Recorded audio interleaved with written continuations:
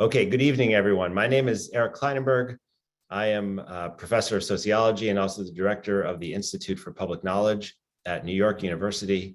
I am delighted that you're all here tonight, whatever here means for you. I've lost total understanding of this concept of here, but we're here on our machines and we're sharing some images and some sound tonight. So that's what counts for unity and cohesiveness, at least for the time being. And I had originally hoped when I organized this event that this would be our first big in-person book launch conversation celebration of this new era. But post-COVID turns out to look a lot like COVID. So here we are, in a new stage and maybe waning. And at the Institute for Public Knowledge, we are truly hoping to get back in person as soon as it's safe for everyone. So stay tuned for the kinds of conversations in real life that I know you're all longing for. But tonight, it's just about fine to have each other in this context on Zoom electronically, because the point is to be together and to engage in this conversation. It's a special conversation. As many of you know, a lot of my work involves thinking about cities and public space and the ways in which our built environment and physical places shape our capacity to interact.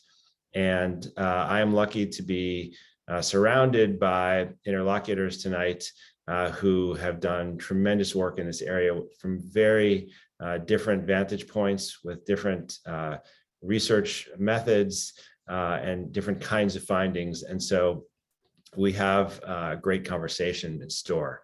Of course, the main event here is that tonight we are launching Professor Eli Anderson's Black and White Space. And this is a significant piece of work for a scholar who's consistently published significant pieces of work over the last several decades. As you know, Professor Anderson, who's the Sterling Professor at Yale University, is one of the most influential sociologists of our time. He's an urban ethnographer. He's an urban sociologist. He's interested in race and place and connections, civil society, violence, and the everyday culture that shapes the world we inhabit. This is an unusual book for Professor Anderson. It breaks the mold. And I didn't know how it would do that until I began reading it and realized that this is a work that's both ethnographic, of course, but also deeply personal, autobiographical in ways that I had not anticipated. We always carry ourselves into the field when we're doing observational ethnographic research, but Professor Anderson carries himself into this project in deeply moving ways. And I'm excited to hear him speak about this book tonight. I believe that we are one day after the official publication day, so it's kind of a treat to be here. And then I thought, who could we engage in conversation who's not been talking to Eli consistently, for the last several decades? Could we mix it up a little bit? And it occurred to me that, right in our backyard, we have, two really exciting thinkers on issues around public space.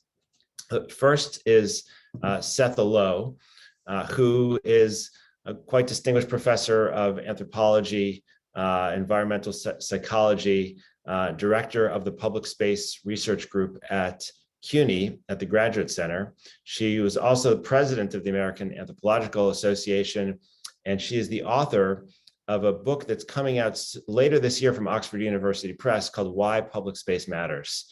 Someone who's really influenced my thinking on these issues. And so we'll get about 10 minutes from Professor Low.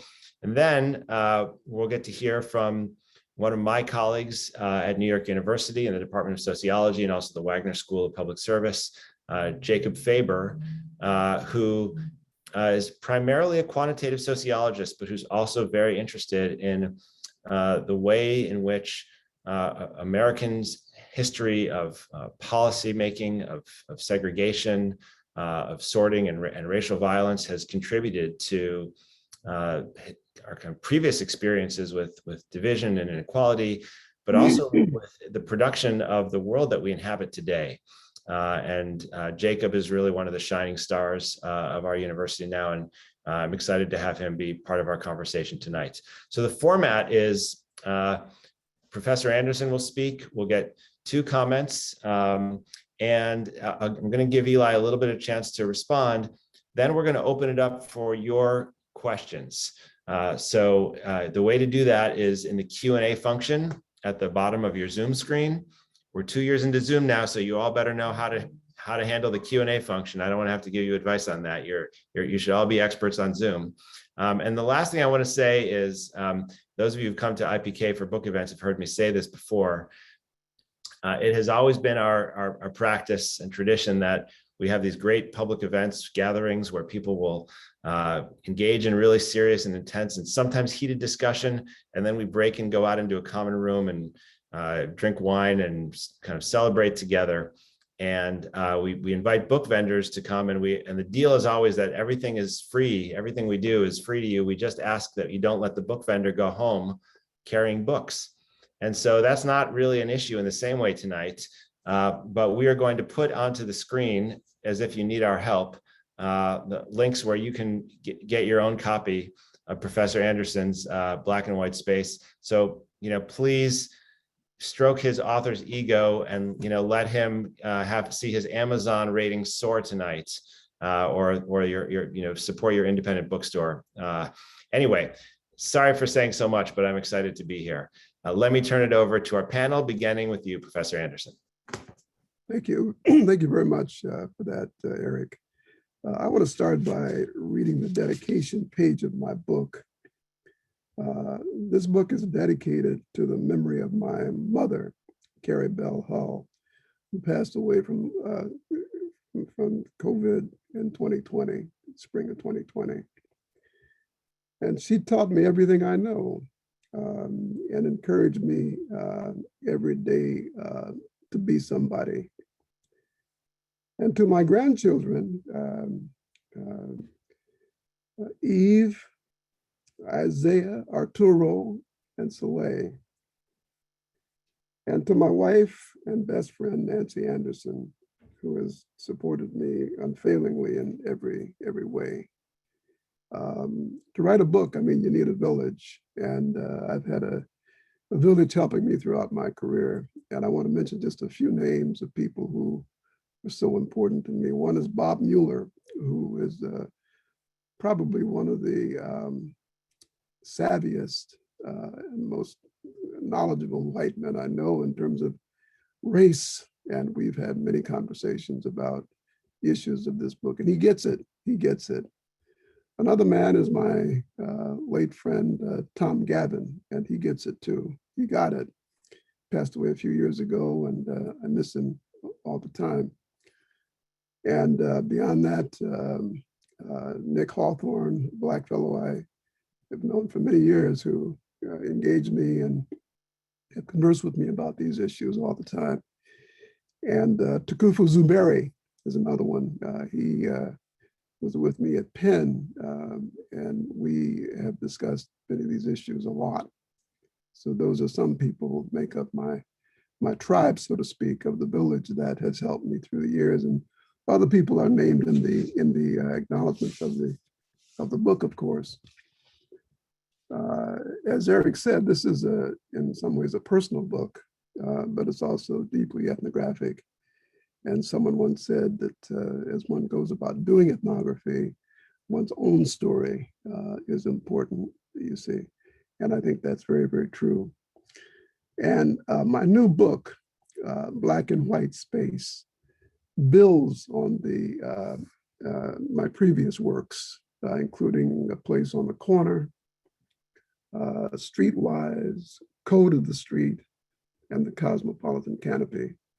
And they all can be read together as chapters of my extended urban ethnography project, which I now carry on at Yale University.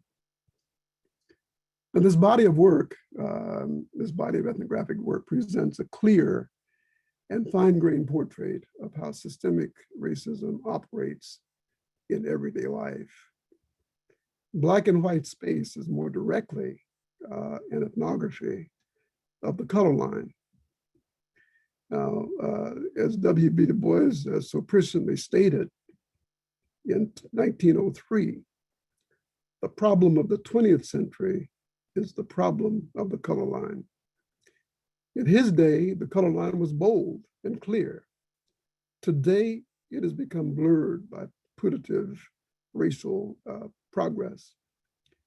Now, the color line still exists, but in polite company, no one, Black or white, wants to acknowledge how it deranges relationships. The color line is the third rail of American race relations. Buzzing, dangerous, mostly untouched, but instantly shocking in moments of acute racialized disrespect in which white people try to put Black people in their place. Briefly, my argument is as follows. The institution of slavery established the Black body at the bottom of the racial order. The Civil War occurred, during which the slaves in Confederate states were emancipated. Then Black people migrated from agricultural areas to cities and towns of the North and the South, where they were resegregated and ghettoized. Black people mounted a civil rights movement to change the situation, and especially their lowly status. And they had a multiracial group of people helping them. And that's very important. The civil rights movement culminated in riots, rebellion, and direct political action.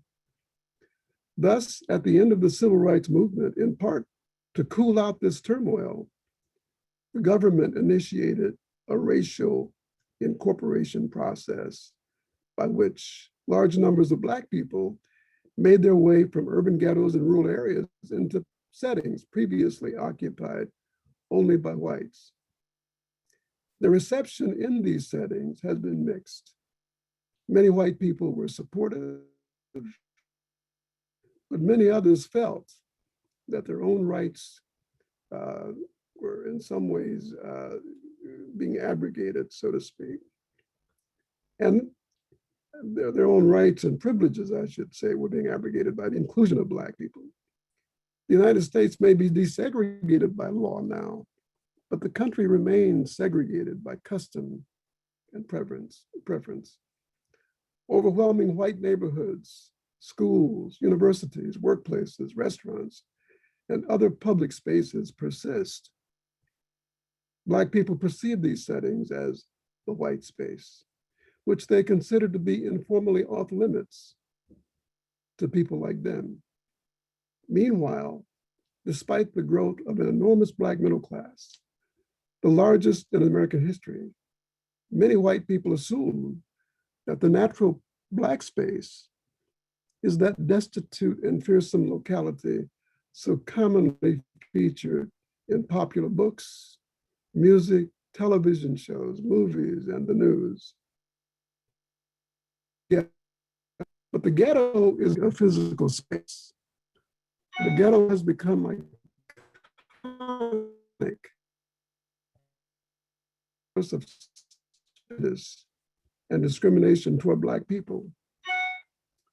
Typically avoid Black space.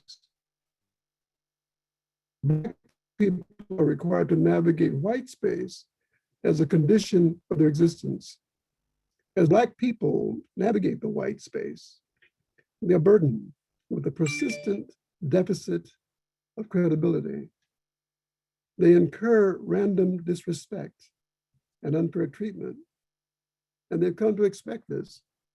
They've come to expect it. Moreover, Black people have come to see white spaces and the white people and others who occupy and control these spaces, not simply as a perceptual category, but also as a major challenge, a problem in their everyday lives. This is one of the fundamental findings of the book. Thus, Black people approach the white space and the white people they find there with a certain care. In the white space, Black people assume that the white people they encounter hold implicit power, and people like them do not. In navigating the white space, Black people expect to meet at least three kinds of white people: those who mean them well, and those who don't, and those, a wide swath, whom they expect to be actively adversarial and even combative towards them. When Black people meet anonymous white people who treat them well, they're often pleasantly surprised. Now, Black people are convinced that most white people merely tolerate Black people, do not want to know Black people, are inclined to place Black people at a social distance, and will work to keep them there. This is this understanding that Black people have. And I'm generalizing because not every Black person feels this, but a core of Black people do. As Black people navigate the white space, their social antennae are on high alert. With each white person they encounter, their problem is to figure out the kind of white person they're dealing with, and when necessary, to take evasive action before it is too late. For Black people in the white space, credibility is highly precarious. So in establishing their credibility, Black people are challenged to prove repeatedly that the negative stereotypes that white people hold about the iconic ghetto do not apply to them personally. To do so, Black people engage to some extent in a performance. Some Black people refer to this derisively as a tiresome dance. Typically, this dance is performed before a distant and judgmental audience.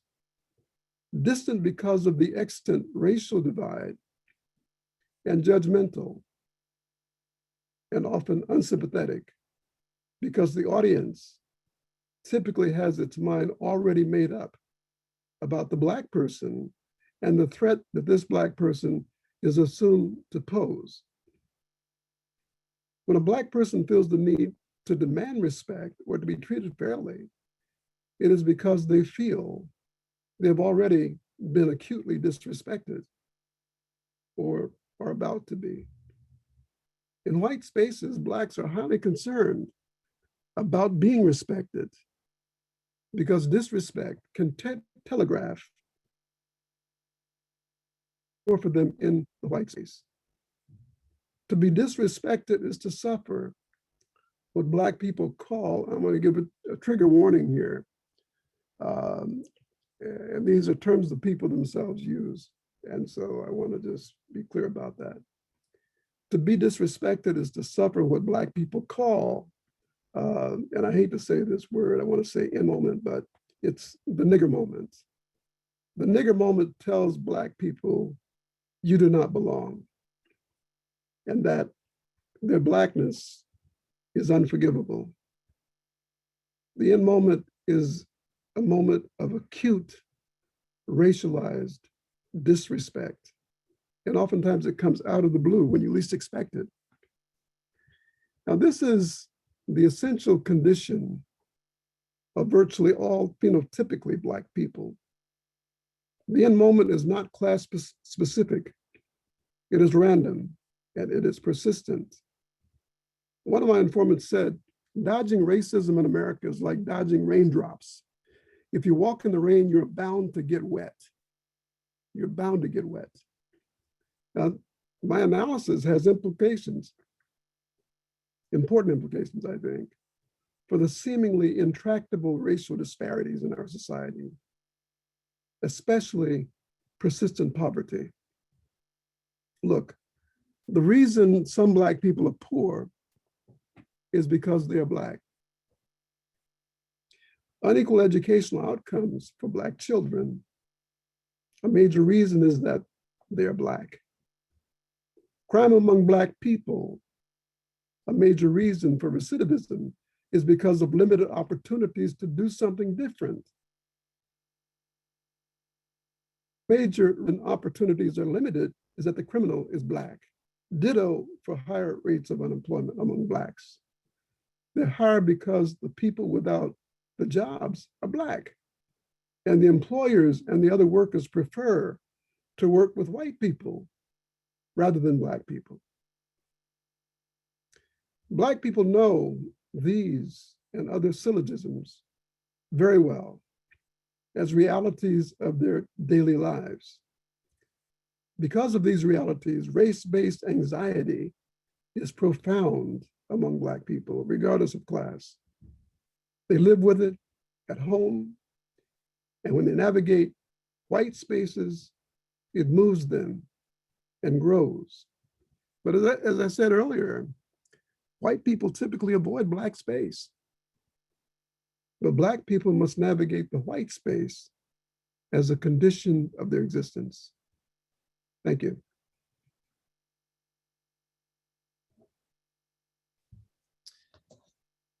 Thank you, Eli. You got us thinking already. I'm really looking forward to this conversation. Setha, you have the lucky or unfortunate job of following Eli now, so I'm going to turn it over to you.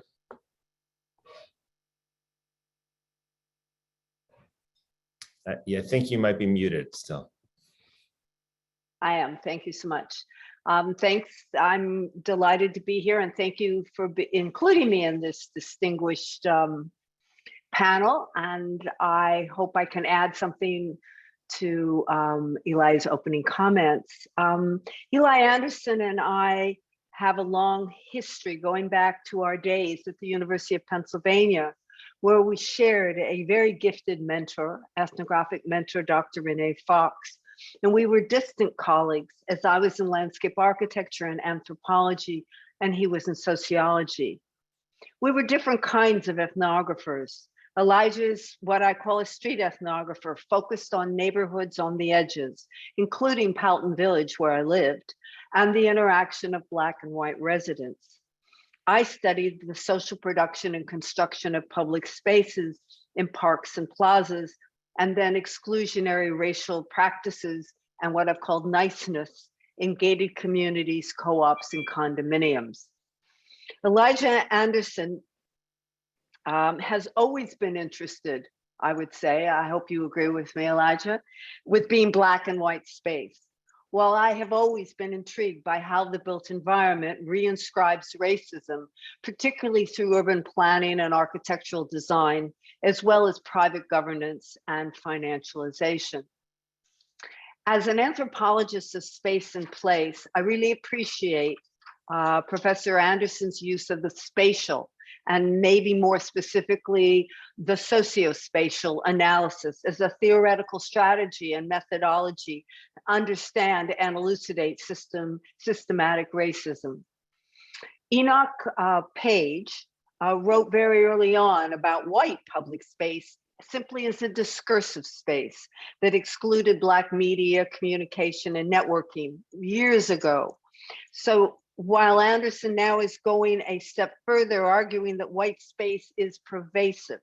It's found everywhere that whites predominate and are in control, and where the norms of language and behavior are white. So it's a much larger concept, his notion of white space.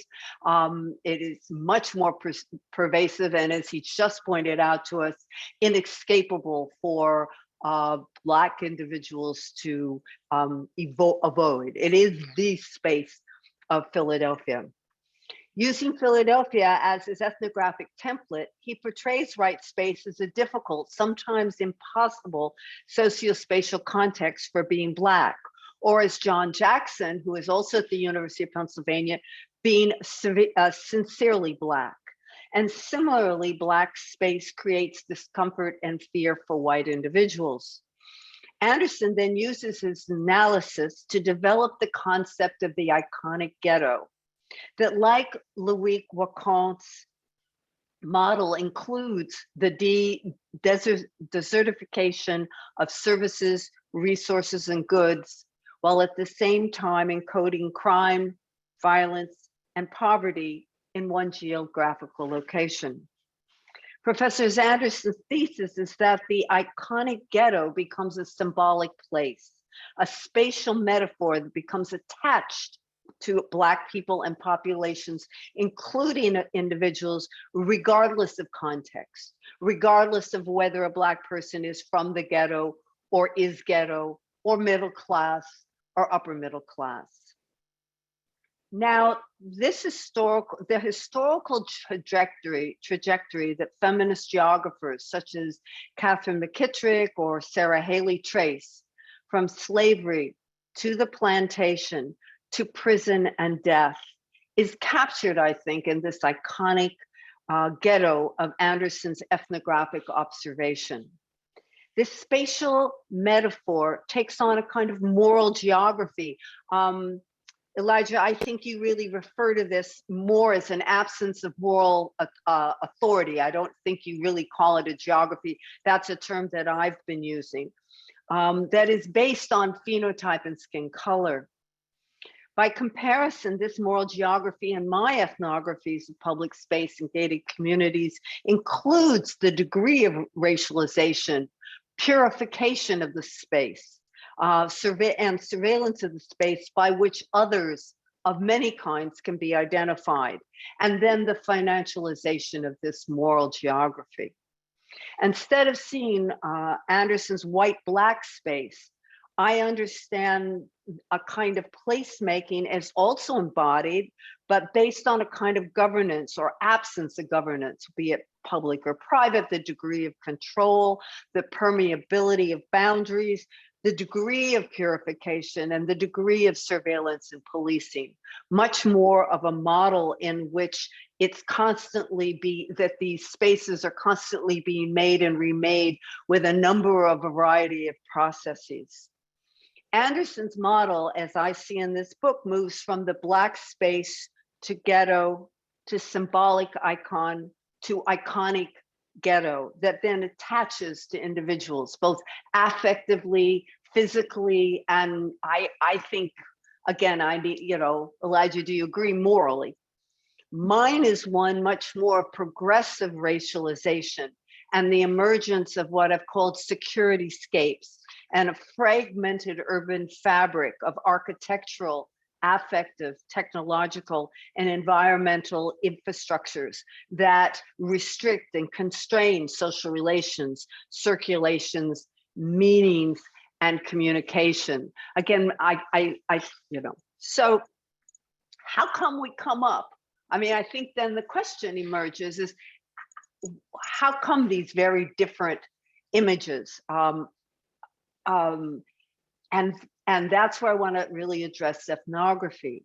It is the nature of ethnographic practice that makes, I think, or produces these differences in theories, perceptions, and concepts. There was research done many years ago where you put two people in the same village and you come out with these completely different ethnographies.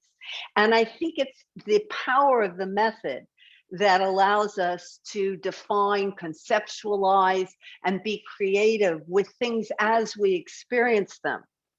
And in our case, it's our difference in positionality. I'm a white, cisgender woman anthropologist from West Los Angeles, and Eli Anderson defines himself as a Black male sociologist originally from the South.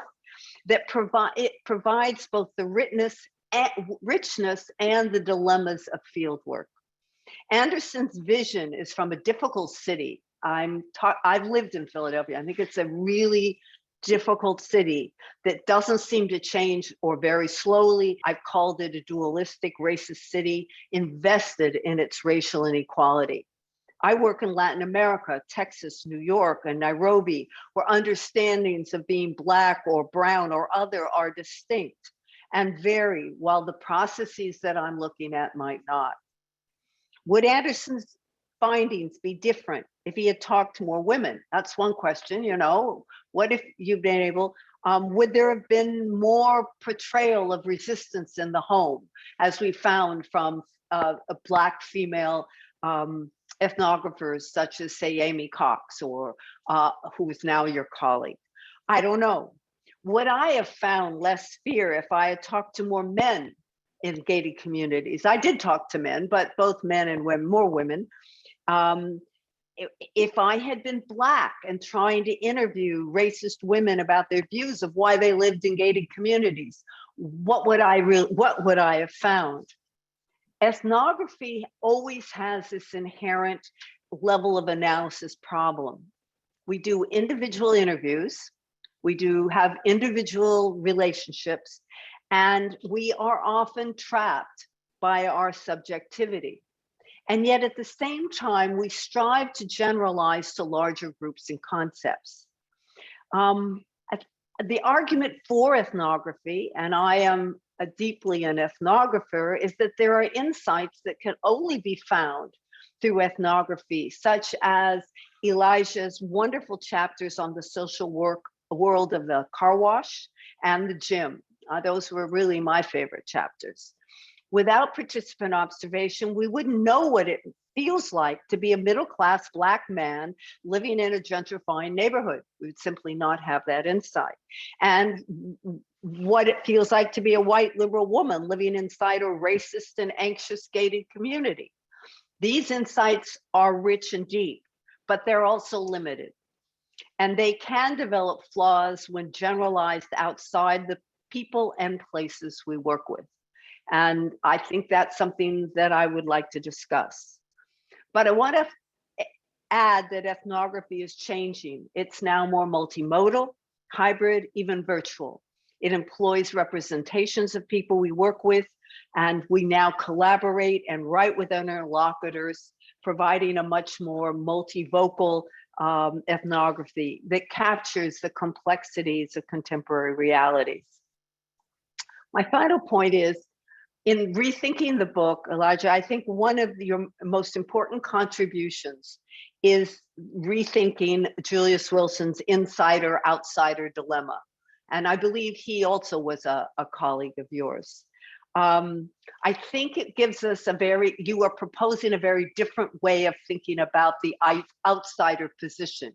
If you're always outside as Black in white spaces or as Black in white spaces, there will always be an outside.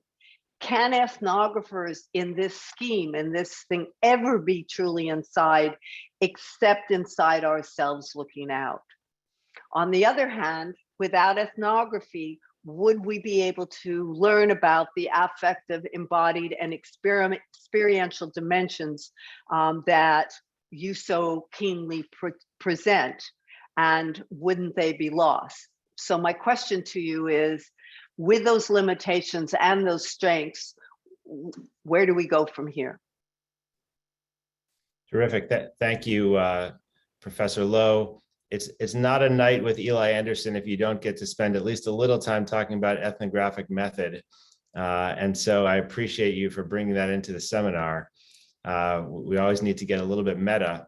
One reason I brought my colleague Jacob Faber onto the panel is because while I know that Jacob is an avid reader of ethnography and has a lot to say about them, it's not exactly the research he does. And I thought it would be useful for us to get a different perspective methodologically, although I have no idea what he's going to say. So he might jump right into the research ethics and problems of inference you get from doing field work. Either way, I'm looking forward to what you have to say. Jacob, jump on in. And just before Jacob starts, I want to remind everyone that after the comments, Eli will speak for a little bit, and then we'll take your questions. Feel free to put them into the screen anytime. You just use the Q&A function at the bottom of the screen. And we have a few already, and I'm getting the sense that it might be a crowded conversation. So jump in when you can. Go ahead, Jacob. Thanks. Thanks everyone for joining, Eric and IPK for hosting, Setha for those comments, and Eli for bringing us all together to discuss an unfortunately, though predictably perennial topic, the Black-white color line. Eli, I was reading your introduction to the 1996 version of the Philadelphia Negro, which you open by making this kind of sobering observation that many of the manifestations of racial caste that Du Bois documented in the late 19th century were still present in the late 20th century. And of course, as you show in this book, Dr. King's arc of the moral universe has barely bent, if at all, in the quarter century since. Just a quick biographical note. I am a sociologist professionally. I'm, as Eric said, I'm looking into many of the same questions as Eli about how patterns of racial and spatial inequality interact to concretize existing forms of stratification and create emergent forms. But most of my work highlights the powerful role that financial investment plays in delineating racialized neighborhood boundaries and how those boundaries shape life outcomes. Personally, I am a Black man who has spent his entire life navigating white spaces, so I'm particularly drawn to this book. And there's a lot in this book, and I just wanted to highlight a couple of things that really struck me. Central to the thesis of this book, and Eli mentioned this in his comments in the beginning, is this idea of the ghetto as a multi-dimensional social phenomenon. So it's a geography, a particular corner of a city, a racializing cultural force that's an integral part of the racial identity that many white Americans impose, not only on Black Americans, but through contrast, juxtaposition on themselves as well. And it's a kind of cost or tax that Black people have to carry and pay for the resultant stigma. Thus, through its nature of being apart, as Eli describes it, the ghetto is able to shape virtually all the social, economic, and political interactions of Blacks through one or multiple of these dimensions. And this shows up in works by scholars in my field, Keeanga-Yamahtta Taylor, Matt Desmond, Mirza Baradaran, Terry Friedline, Mario Small, and I think I saw Fred Wary and Terry Hum in the participants list, kind of showing how segregation kind of racializes capital. This is reflected in Nikki Jones's work on stigmatized cultural memories, and breaking from sociology, kind of the groundbreaking work by Arlene Geronimus documenting what they call the weathering of the cumulative negative health effects of being Black in a white supremacist society. And it really reminded me of George Lipsitz's argument that white identity itself is place-bound, that whiteness needs an unequal social geography. And flowing from the tremendous power imbalance that is both cause and consequence of the ghetto's weight is an interesting asymmetry in how racialized space is both experienced and understood. As Eli mentioned, white people typically avoid the Black space, but Black people are required to navigate white space as a condition of their existence. And I thought this was a fascinating operationalization of the fact that white people not only have direct and largely costless access to the myriad opportunities in their spaces and rarely need to leave those spaces, but Black people have to learn this whole new way of being, where they are likely to be at the very least surveilled, and where they need to be in order to pursue most forms of socioeconomic advancement. And to the extent that white people enter Black spaces, as Eli depicts in the chapters on the car wash and gentrification, they are powerful and protected and at times dangerous consumers of Blackness. In my work with Max Besbris on real estate agents, we heard agents say that white clients want to feel like they're on a Spike Lee set. And in my work with Jesse Kalbfeld on the complaints of police misconduct, we found that white citizens were most likely to win their case when the alleged incident occurred in a black neighborhood. So to get into the questions here, I wanted to take a somewhat unorthodox tack, but since the pandemic started, and especially since George Floyd was lynched, I have retreated into fiction, and Black speculative fiction in particular, or Afrofuturism, depending on who you ask. And one thing that, of course, literature is afforded that academia is not, is imagination. And this genre is rich with depictions of race that both kind of reflect and resist the American racial caste system. So while there can be a racial order in these worlds, it can be something to triumph over, a kind of surmountable obstacle that also kind of robs the dominant group of their humanity. And I think that's why I have kind of retreated here, that there is a tremendous amount of Black agency even within white spaces.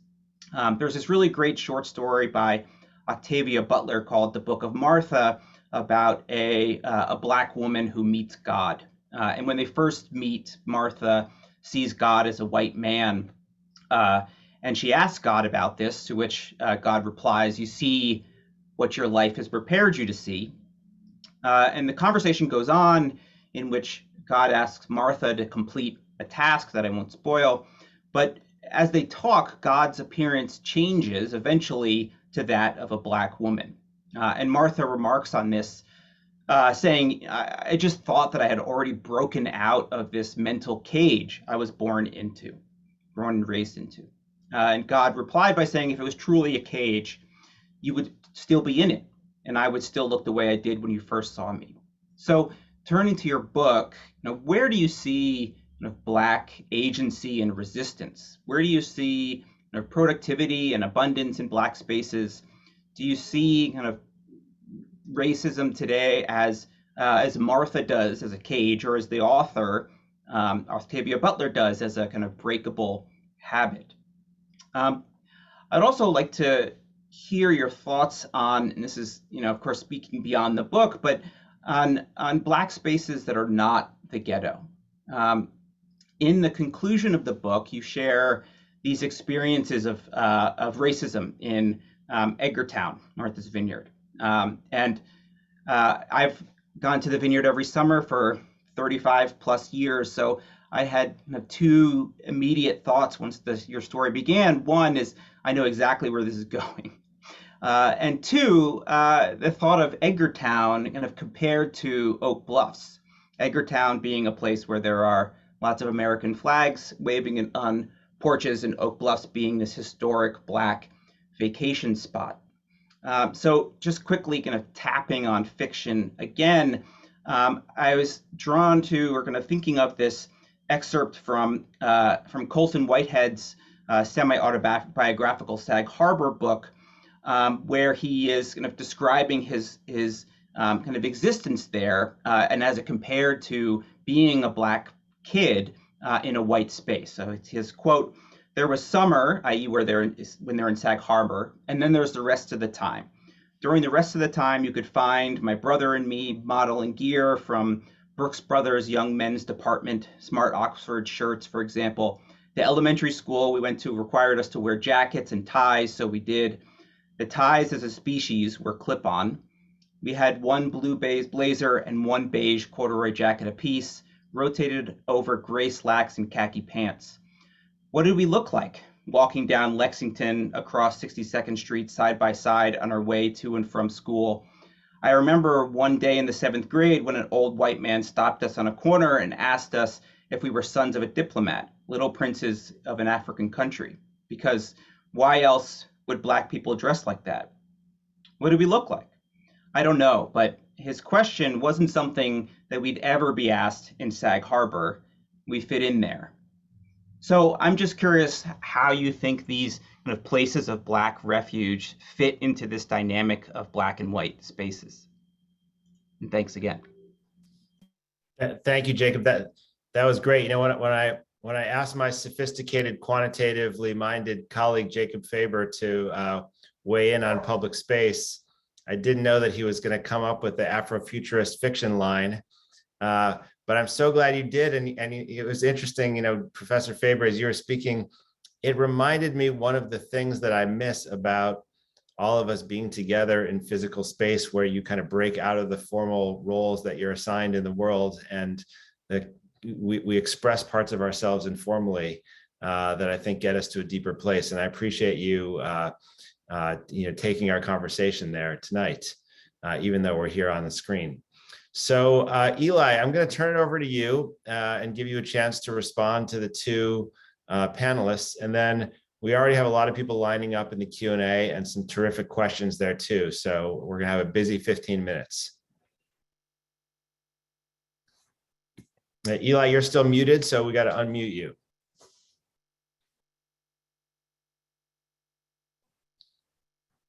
There, how's that? That's great, thanks. Great, great. I'll be brief, but I do want to go back to a methodology to respond to both discussants, really. And the ethnographer assumes basically that the people he or she studies go about meeting the demands of everyday life, and they learn things, and they solve problems, and they pass what they learn, what they come to understand, on to other people they care about, people of their community. And this becomes the local knowledge, so to speak, as Clifford Geertz taught us. And the ethnographer is concerned with trying to apprehend, comprehend, understand, and maybe most importantly, to represent accurately this local knowledge and the whole set of problems that people have, but also kind of come to terms with. And with respect to space and Black space and white space and Black people trying to navigate these spaces, everyday life is full of issues and problems, and Black people learn from this. And they share these understandings with other people they care about, and this becomes the local knowledge. What I've attempted to do here is to somehow apprehend this local knowledge, to apprehend it, to understand it, and then to paint a picture, to render the situation. So this is what I've been trying to do in the book, and to be able to get into a position of being able to render this situation. I've talked to numerous Black people, white people, different kinds of people from different walks of life in Philadelphia to learn. And this book, as I mentioned in the opening, builds on the body of work I've developed over the years, from A Place on the Corner, which was about Black street corner men, to Streetwise, to Code of the Street, and then the Cosmopolitan Canopy, which was about different kinds of people in Center City, Philadelphia, getting on together. And basically, I think that it's important to kind of understand the significance. I think this may be one of the most important contributions of this book, the significance, the meaning of the iconic ghetto, as I mentioned, the ghetto is no longer simply a physical space, it's now an icon. And this is important. And this icon hovers over Black people as they navigate white space. And it even gives Black people a deficit of credibility. These are anonymous Black people, but when they're known, it may be that this deficit then disappears to some extent, but never does it fully go away. And I learned this by interviewing people, by observing people. And the people weren't just men. I mean, I interviewed a lot of women, and I captured some of their stories, and these stories appear in the book, female and male, and basically I tried to learn and tried to grapple with the issue of management of one's identity in these spaces. How do you manage quote unquote spoiled identity, as Irving Goffman used to say? How do you manage that? And in a way, this is what the color line is all about. And this is what this book tries to capture and speak about, the American color line. The color line today is really manifested in the in moment, I argue. The in moment, that moment of acute racialized disrespect that can come out of the blue. And this is where it is. So this is one of the ways I respond. I could say more, but I'll leave time for comments and questions from the audience. Okay, let's do that. So we have a bunch of terrific questions. Eli, the first is from Esther Dyson, who really just would like to know more about your personal story, since that's part of the promise of the book. And I wonder maybe if you want to say a little bit about the way you set up the book. I mean, I would tell Esther and everyone else who's interested in this that you really do need to get the book and read it, because you won't be able to do justice to that narrative here. But I don't know, how would you account for the way your personal history, motivated you to work on this project, which is a very long one now? Yeah, I can try to be brief. I was born in the Mississippi Delta during the war, and my grandmother was the midwife when I was born. I was born in dirt poverty. You could not have been poorer than what we were. And during after the war, my family migrated to South Bend as part of the Great Migration, first Chicago, then South Bend. And I grew up in South Bend in the Black community there, attended the public schools, and eventually went off to Indiana University at the height of the civil rights movement. And you all know that culminated riots all over the country, but also there was the racial incorporation process, so to speak.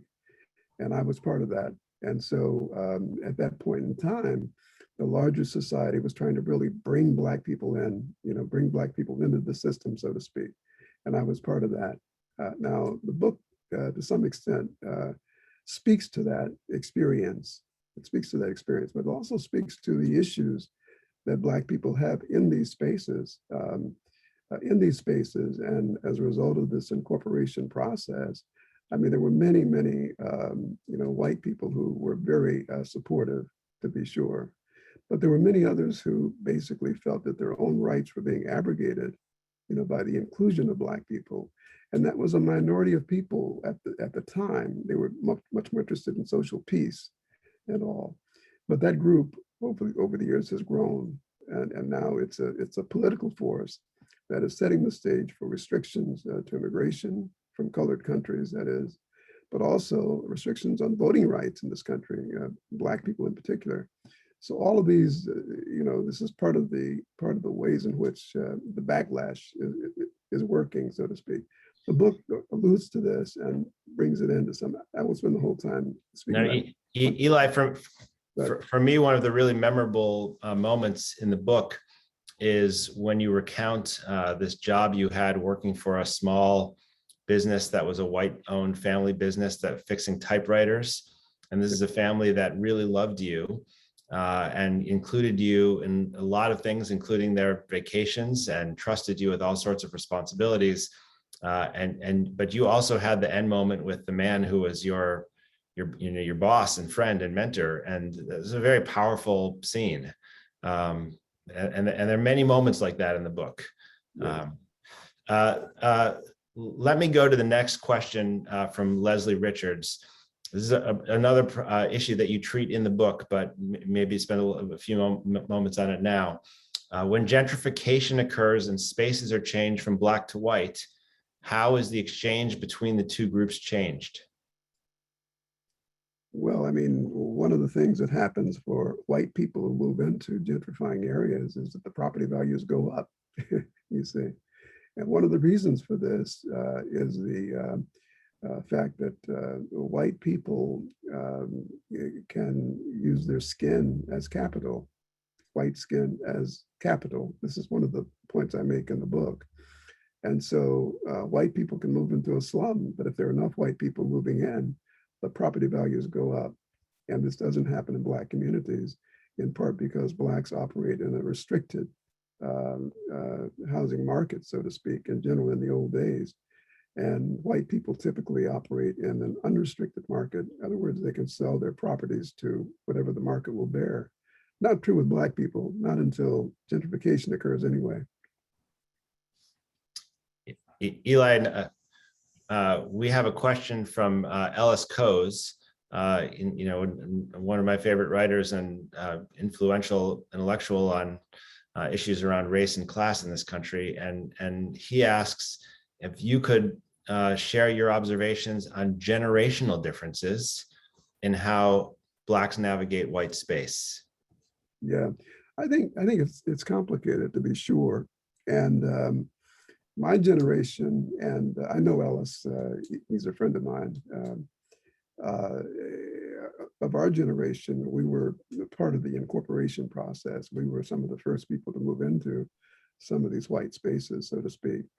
The younger generation is more used to, I mean, middle class people anyway, more used to white people, have more experiences common, and that's a difference. And there's a difference in terms of generation. Things that people today, young people today, take for granted were never taken for granted in my generation.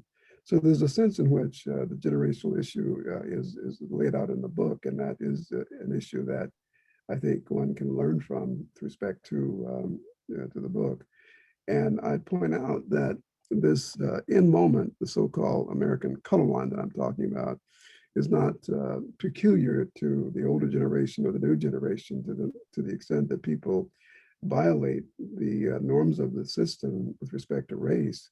They can encounter these moments of acute racialized disrespect, or what people call the in moment, and it's a setback. And there's one example of a young man who was playing soccer in the book. He runs into his moment, and this is a young man who just a few years ago was part of an elite private school. He was one of the few Blacks at the school, and he had issues on the field and was called nigger, and it just upset him terribly because it really sort of underscored his difference with respect to the soccer team, and he never felt that difference so intensely as he did on the soccer field, with the coaches and the referees and others basically ignoring his claims of injury, as it were.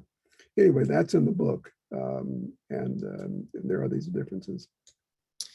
Eli, we have a question from Eugene Rivers, who wants to know what class differences you found among Black people's responses to white space. Well, I mean, I think that to the extent that people have cultural capital, so to speak, and this is what they get from the being educated in some of these middle class and even private schools, cultural capital, this is very different from what people get who live in the ghetto communities typically. And people who have that capital basically can navigate these spaces maybe more easily. I talk in the book about the deficit of credibility, and how Black people, as they navigate white space, basically have to deal with that deficit. And one of the ways they deal with the deficit of credibility is through performance, or what some people call the dance. And to the extent that people are middle class and are educated in middle class settings, they typically know how to dance in ways that people living in the ghetto do not. And so this then eases their mobility and eases their ability to get along with people in white spaces. So we have time for just maybe one or two more questions. This next one's a little bit longer. It's from Anwabiko Agozino, who asks, what does the theory of white space say to students in predominantly white universities that were initially established for white men only, but built with the fruits of enslaved Black labor and on land grabbed from indigenous peoples? Are there still uncontested white spaces, or does the theory run the risk of iatrogenic colonization of spaces that some may concede, but that are never ceded by all? Is the fear of loathing by interviewees a shortcoming of the methodology of ethnography, as the capturing of the perspectives of the sample through the participant observer, opinions that are not generalizable beyond the field, as one of the discussants hinted? Yeah, well, the goal of ethnography, as I understand it, and I was trained by the best, as you were, but the theory behind this is that we get into a space, we learn the situation, we learn the culture, we learn the shared understandings of the people, and apprehend it to the best of our ability. And then we try to paint this picture, we try to represent, we try to render that situation, you see. And this is what I've been trying to do here. And one of the things about white space is that it's a perceptual category. This is very important because it's not the same thing to everybody. Different people see it in different ways. It's a perceptual category. And at the same time, there's certain things that are objective about the white space as well. It's a predominantly white space, you know. It's also, there's also such a thing as a deep white space that I speak about, deep white space. And deep white space is a space where you just don't expect to see Black people at all. You as a Black person might be the only one for miles. And that necessitates a whole different way of orientation, because when you see another Black person, even though you don't know that person, you may nod, you may speak, you may smile, you may wink, you know, you may promise solidarity to a complete stranger on the basis of color in that deep white space. And to some extent, the white spaces that are not so white mimic these other spaces at times, you see. In my book, The Cosmopolitan Canopy, and I really recommend that book as well, which is a precursor to this book, I go into some of the details that this questioner is raising. So we have just time for one last question, because we really do try to keep this at an hour, and we're already a minute or two over, but we have so many people here tonight who want to engage with you. I want to bring one more voice in, and we've had a lot of more academic questions, but there's I think a lovely question for this moment and for this book, which, you know, is so personal, that comes from April Dixon, who said that, you know, Professor Anderson, you mentioned that your mother taught you everything. And she would like to know, she says she imagines that your mother had a natural affinity towards ethnography and thoughtful. She must have been a thoughtful and observant person. And so April would like to know how she responded to your academic journey and to your body of work. That's a great question. That's a great question. Well, I was birthed by my grandmother. My grandmother was the midwife when I was born, and she was very religious, and she was a village doctor. She used to, she had herbal cures for all kinds of diseases. She wasn't educated, but she had what people in the South call mother wit. She just knew things. She knew things, and she never took money for her services. She'd take a cake, she'd take food, whatever. And my mother was her mother's child, so to speak, and she had the same thing, this mother wit. And she used to, I hate to say it, but she'd talk about punishment and physical punishment. I mean, she would sometimes spank me and make me go to school. You know, I mean, she would whip me sometimes and make me go to school when I didn't want to go. And she would always say things like, you're going to be somebody, you're going to be somebody, you're going to be some. Talk about the tiger mom. My mom was kind of a tiger mom before that notion was popular.